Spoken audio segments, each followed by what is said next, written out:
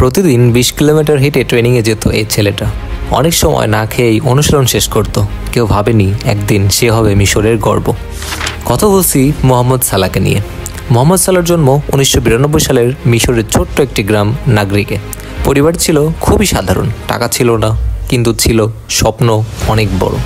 গ্রামের মাটির মাঠে খেলে বড় হয়েছেন সালাহ। ছোটবেলা থেকেই তার চোখে ছিল একটাই লক্ষ্য, ফুটবল খেলোয়াড় হওয়া।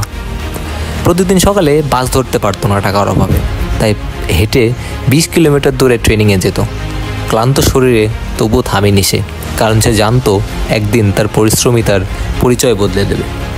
মিশরের ক্লাব থেকে সুযোগ পেয়ে ইউরোপে পাড়ি জমায় সালাহ। প্রথমে সুইজারল্যান্ডের ক্লাব ব্যাসেল, তারপর চেলসি, রোমা, আর শেষে লিভারপুলে এসে যেন তিনি জ্বলে ওঠেন। গোল, রেকর্ড আর ট্রফির পর ট্রফি, সালাহ হয়ে যায় লেজেন্ড। সালাহর গল্প আমাদেরকে শেখায়, স্বপ্ন বড় রাখো, কাজ মন দিয়ে করো, একদিন না একদিন সাফল্য আসবেই। আজ সালাহ শুধু একজন খেলোয়াড় নয়, সে এক অনুপ্রেরণা, একজন আইকন, একজন স্বপ্নের নাম।